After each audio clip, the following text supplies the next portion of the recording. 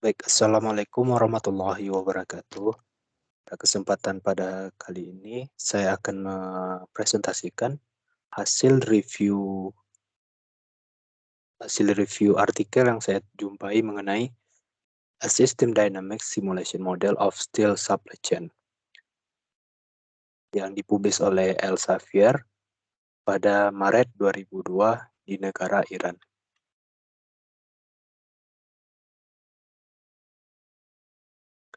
Nah, yang menjadi latar belakang di artikel ini, uh, di Iran sendiri, industri baja memainkan peran penting dalam perkembangan masyarakat, sementara struktur supply chain-nya terlalu rumit diperlukan untuk mengenali interaksi.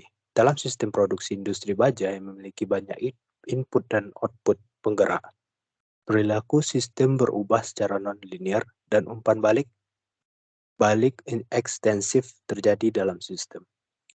Analisis perilaku ini memakan waktu dan memiliki prosedur yang lama. Kerangka kerja yang praktis sangat penting untuk menganalisis berbagai skenario, mendukung pengambilan keputusan, memilih solusi yang tepat, dan menemukan kapan dan bagaimana berbagai variabel berkembang dan bekerja sama dari waktu ke waktu. Karena pikiran manusia tidak cukup memenuhi syarat untuk menyelesaikan semua kerumitan ini. Sistem dinamik yang terjadi pada rantai pasok baja tentu sendiri memiliki 4 eselon. Yang pertama itu konsentrat, pellet, besi spons, dan baja. Pemodelan dan simulasi komputasi dapat mendorong penentuan perilaku terhadap sistem dan pengambilan keputusan dengan mempertimbangkan kompleksitas interaksi dan dinamika dalam supply chain. Tujuan dari artikel ini yang bisa saya ambil itu tujuan dan tantangan dalam manajemen rantai pasok baja adalah memperluas metode produksi dan mengidentifikasi perilaku variabel pendorong. Kedua, mengusul kerangka pemodelan untuk mengatasi perbaikan supply chain management di pabrik baja dengan menggunakan proses DREIF atau Direct Reduction Electric Arc Furnace. Di artikel ini, metode yang digunakan itu ya bisa kita sama-sama ketahui itu sistem dinamik, yang merupakan teknik yang membantu dalam sistem yang rumit, yang mana di dalam sistem tersebut terdapat kumpulan komponen-komponen yang terus berinteraksi dan membuat satu kesatuan yang utuh. Di studi kasus pada artikel ini, rantai pasok baja memiliki 4 eselon, yaitu konsentrat, pellet, besi spons, dan baja.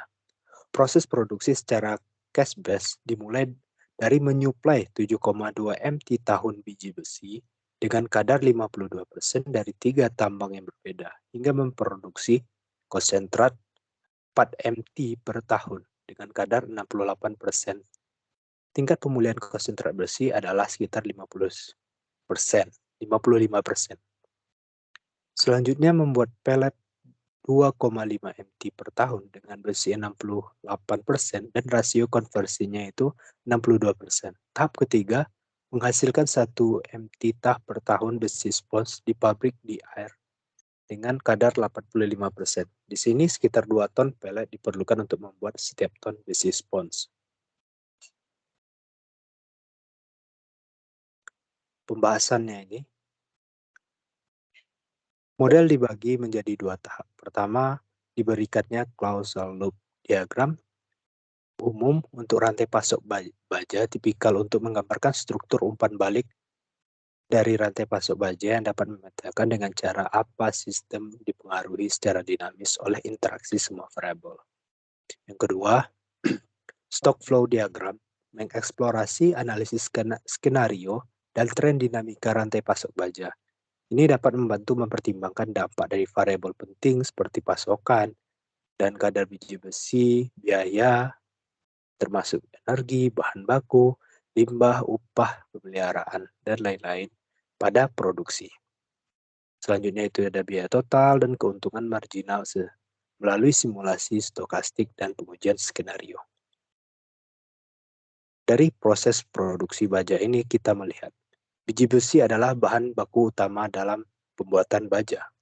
Proses yang multi-level dikembangkan untuk meningkatkan fitur fisik dari kimia bahan baku untuk menghasilkan produk baja yang diinginkan. DRIF adalah salah satu metode yang produksi baja.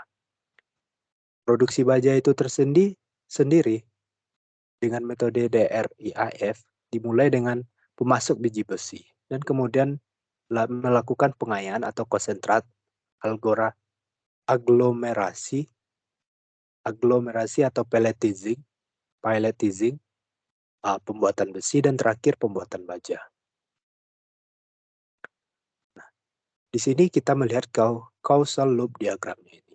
Causal loop diagram ini menggambarkan bagaimana setiap variabel mempengaruhi variabel lain, bagaimana mereka berinteraksi dengan keseluruhan sistem, dan membantu pemangku kepentingan dengan pengetahuan teknis yang kurang tentang konsep utama sistem yang kompleks.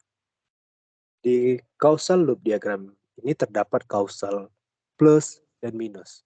Ini menggambarkan, ini contoh yang bisa kita lihat, menggambarkan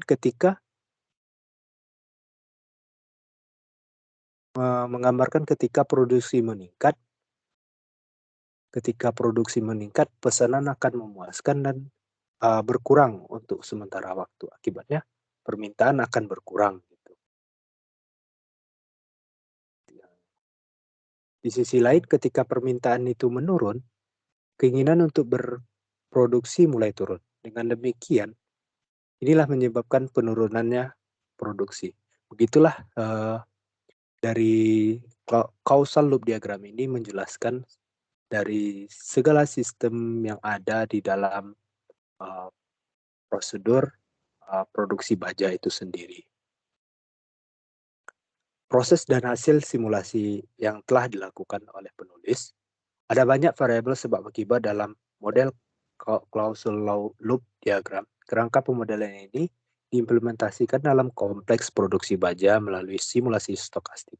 Berdasarkan model yang dikembangkan, dikemungkinkan untuk menganalisis berbagai skenario sesuai kebijakan studi kasus. Yang paling kritis adalah kadar biji besi, pasokan, harga energi, biaya tidak langsung, dan daur ulang limbah. Hasil simulasinya ini, skenario terjadi dalam kisaran ekstrim, secara bersamaan meningkatkan atau menurunkan tonase produksi dan kadar biji besi dalam kisaran ekstrim secara signifikan mempengaruhi total biaya produksi baja. Manajer perlu mempelajari kondisi seperti itu sebelum berlangsungnya. Yang kedua, meningkatkan kadar biji besi. Kadar biji besi diakui sebagai salah satu variabel supply chain baja yang paling signifikan. Ini memiliki efek yang lebih positif pada tonase baja akhir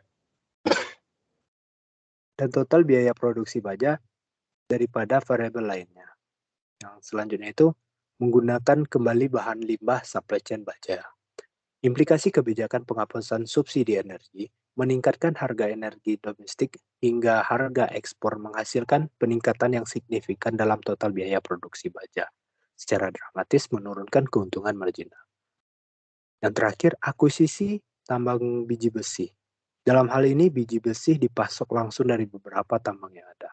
Untuk pengelolaan yang lebih baik, produk bernilai lebih tinggi dan pengurangan risiko pasokan bahan baku disarankan untuk berinvestasi di tambang biji besi. Sekian hasil review dari artikel yang saya jumpai. Terlebih dan terkurang saya mohon maaf. Assalamualaikum warahmatullahi wabarakatuh.